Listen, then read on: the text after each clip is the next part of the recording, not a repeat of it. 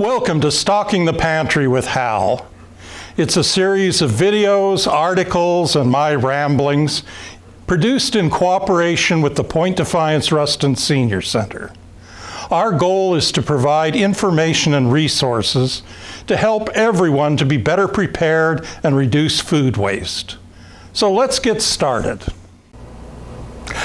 Well, today we're going to be continuing our series on stocking your winter pantry, talking about some things that it's useful to have on hand and products that you can make that would take you all the way through the winter. And today we're going to be starting to talk about carrots. And on our website you can find articles on carrots and a lot more recipes. But today's recipe is going to be spicy pickled carrots. So it's got a couple of different kinds of spices in it. As you can maybe see, it has some jalapeno peppers, and it's really simple, and it can be done as a water bathed product and be shelf stable, or you can make it as a refrigerator pickle. So today we're going to make them as refrigerator pickles. So the ingredients are as simple as anything.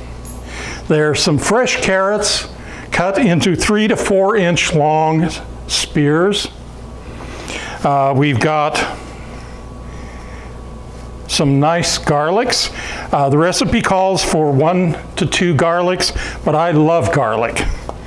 And then also some jalapenos or other some dried peppers. Now this recipe makes single pint jars.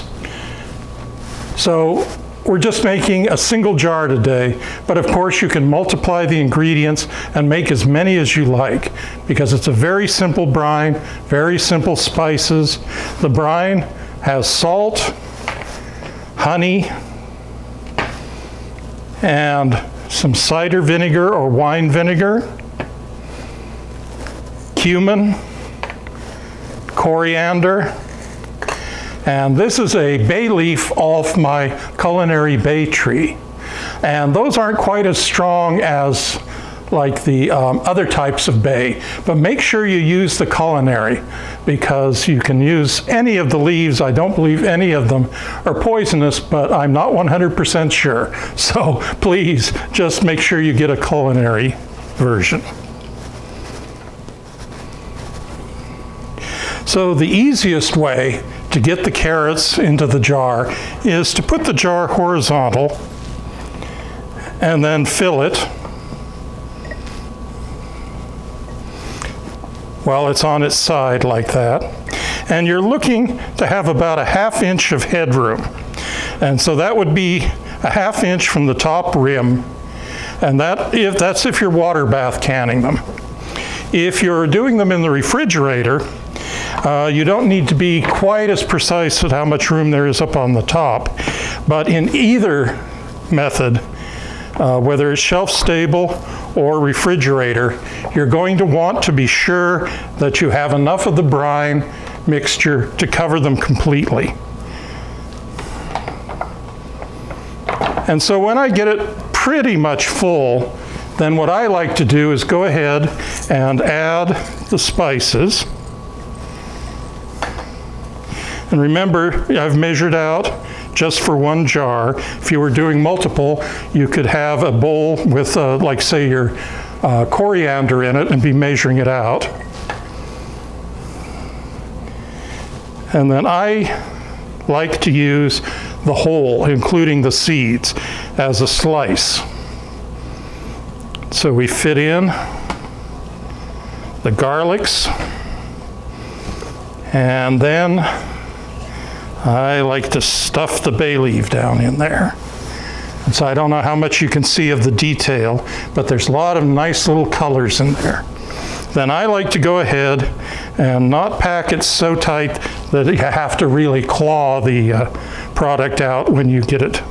Oh, that's a little too big. Well, let's do a short one.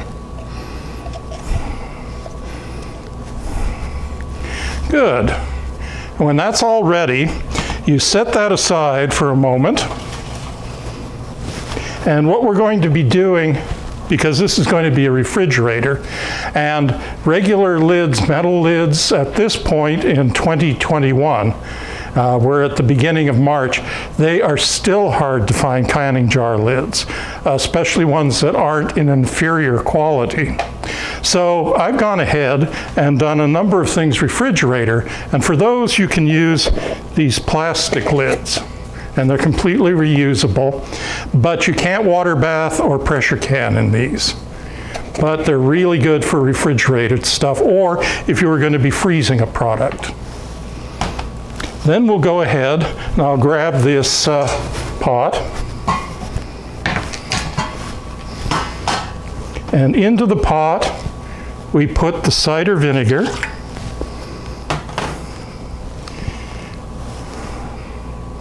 we put the honey,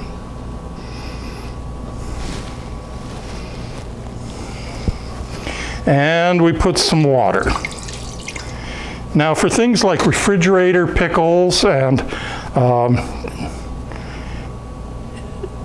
pretty much any kind of pickles in brine, the minimum amount of 5% vinegar to water for it should be 50-50.